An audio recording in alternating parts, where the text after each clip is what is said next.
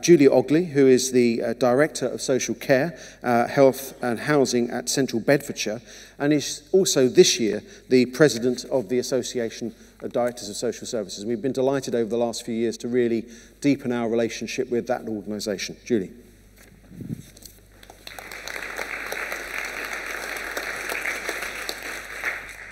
Good morning, everybody. I think I'm a bit of a pirate at heart as well, so I can really resonate with that last point that Paul made. So, as Paul said, my day job is as Director of Social Care, Health and Housing at Central Bedfordshire Council, but I'm also the President of ADASS.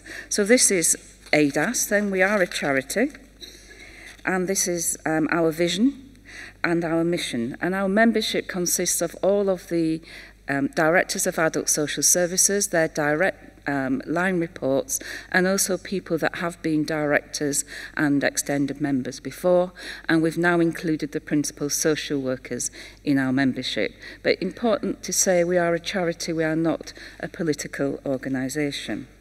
We have a small central team of just over 9 staff, and I think I hope you would agree with me that we actually do punch above our weight, in that we really do want to influence politicians, local members, the public and our partners in getting the best that we can for adult social care, particularly for people that require care and support, and especially for people that work in the care sector. So we have a board of trustees, there are 10 of us, and as I'm the president of that board at the moment. So just thinking about our priorities. So we have 3 main priorities: sustainable personalised care and health systems, the care we want through our care markets, social justice and inclusion. And what I would say is that over the last 10 years, we've really seen adult social care retreat, and we need to reclaim what adult social care used to be about. We used to be much more inclusive, we used to work more with homeless people, in mental health, with our police colleagues, and we need to regain that ground. So there's a bit of a challenge, I think, for all of us in terms of how do we help those people that we used to help over the past 10 years that we've gradually moved away from. So these priorities are underpinned by 3 enablers: resources, and you will expect me to say something about the money, which I'm going to. Workforce, and I know that Jane will have quite a bit to say about the workforce, though I will as well. And then digital and technology, particularly why you're here and why you're so important in terms of how we maximise, which is what is becoming every day for us. If we think about how our lives have changed and needing to think about how does that better enable those people that work in care or support, and those people and their families that receive support. And it's a massive change. If you think about what's happening every day, it's actually quite hard to keep up, and that reflects what's happening in adult social care. And I mentioned earlier that we want to be much more influential in terms of policymakers, and I think there is a real challenge for us at the moment in the absence of quite a bit of policy and a long-term plan for adult social care. So it's probably not going to notice that we have a new Prime Minister, and one of the first things that he said was that he had a plan to fix the crisis in social care once and for all, with a clear plan that they've prepared. I have to say I'm still waiting to see what's in that clear plan, and I don't see that clear plan materialising anytime soon. And I've been around in adult social care long enough to have seen the numbers of reviews and reports that have been produced over the last 20 years trying to sort out the future for adult social care. And Paul mentioned that the system was designed in the 40s and 50s, and it does feel like that. It does feel as though it's creaking. And I have to be careful when I use the word crisis, because what I don't want to do is have the public and people receiving care and support really worried that they're not going to continue to receive it. Yet at the same time, it's a real challenge for me and my colleagues to actually ensure that people that receive and need care and support have got access to good quality care as well. And what I would say is that there hasn't been a political party yet that really has grasped the nettle for the future of adult social care and its funding. And don't we just need someone to actually do that? Because I think we are getting into very difficult times. So one of the things that ADASS does is it has an annual budget survey of its members, and this is its 10th year. And these are the headlines, really. You know, the impact that uncertainty over our future has, the increase in pessimism for directors, especially about the budgets. And, you know, we are now really dependent on the one-off grants that come from the government. And that is no way of ensuring certainty or planning for the future.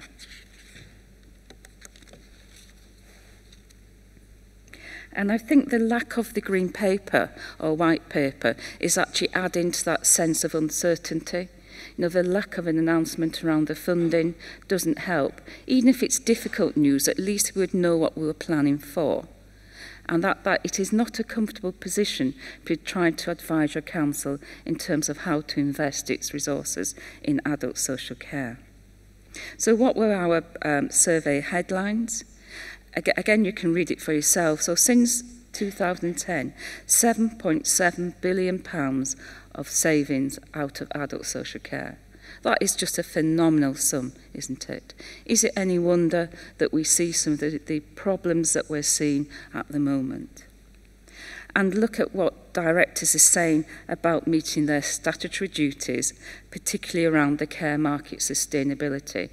And we are becoming known for the failure of care providers. And that is not what adult social care should be known for. And what's also worrying to me is that for the last year, that was the first time that we actually saw a reduction in terms of what councils are spending on adult social care in terms of percentage of their spend. And I think what that reflects is other pressures in councils, particularly around children's services, but also other services in the council. So, but it's not just about the money, is it? You know, it's about people, it's not just about numbers. And I really would applaud our colleagues in Somerset who work with Panorama and Alison Holt from the BBC to actually show what adult social care is like now for many, many people. The sorts of difficult decisions that councils are making, the sorts of impacts on people's lives that the current context for adult social care is forcing people into. And if you've not seen those two programmes, really do watch them. They are a real eye-opener in terms of the challenges that people, families, individuals, but councils and our staff are facing. Again, beyond the money. These are some of the changes that have happened in the past year. Home care closures impacted on 7,000 people. Now, you can read those statistics yourself, but really think about that. That could be your mum, could be your dad, you know, that isn't having continuity of care from their care worker. Maybe it's having to change care home. In my own council, 1 in 5 of our home care recipients had their home care disrupted by a change in provider. That's a lot, isn't it? If you think about the impact of not knowing who's going to turn up at your front door and that valued relationship that people have with their care workers, I can't begin to imagine what that must feel like. We really do need ministers, don't we, and others influential people to take note and to think about what this actually means for people. I am going to touch on the adult social care workforce, though I know that other colleagues will also comment on that. And it's an area that you would expect me to be particularly interested in. And I'm going to say the obvious, without a care workforce, we won't have care. You know, and that is not something that should be comfortable for us. You know, at any time, there'll be 110,000 vacancies. The turnover is 30%. So, you know, nearly a third of people are going to have different care workers during the course of the year. Again, think about what that will be like. Apparently, we need to recruit 128,000 people a year to replace those that retire or leaving. And we're yet to understand what the current impact Brexit will have on that workforce. We just don't know. We know the percentage of EU nationals that are working in care, but what we don't know is what the knock-on effect might be as other jobs become available as perhaps EU nationals leave to return to other parts of Europe. So we could actually see, I think, a slower impact across social care. And I've put some questions up on that screen there for you to think about. Now, is our social care workforce held in the same esteem as the NHS? Actually, it's not. It feels to me quite often it's criticised. You know, it's not held and valued as being part of the NHS is. I'm not criticising the NHS for that. I would just want adult social care workers to be as valued and cherished as those that work in the NHS. And thinking about care workers to care for us in the future, I think Skills for Care estimated that we would need another 500,000 care workers. Well, I have to say that's not going to happen, is it? You know, and that is why some of the work that you're involved with is really, really important, because you really do need to help us to be able to enable people to live good lives. So thinking about technology, and I sort of rattle on a bit in my own council about technology. And we've spent quite a bit of time making sure our social workers have got iPhones and iPads and Apple Macs and what have you. And some of that is great, so they can Skype into meetings and they're more productive and they can contact distant relatives of people being cared for, etc. But I'm really keen that our care homes are making best use of technology as well. You know, and so I'm really pleased when I see electronic medication monitoring systems.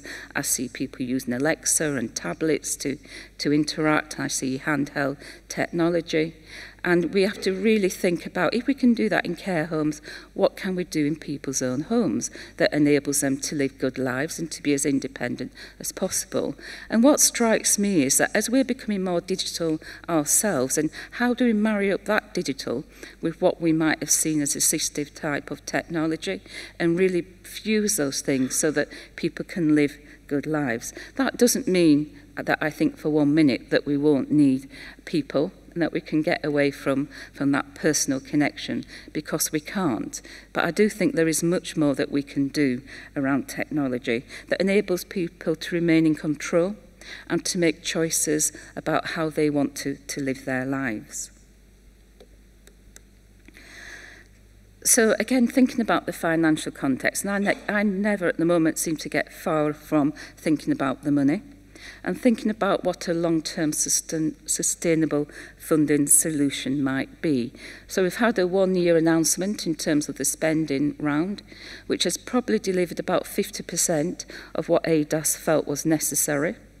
And that 50% is better than nothing, but it is plugging the gap. And what we really do need is the spending review to give us some certainty, at least over the next 3 years, in terms of what we can expect.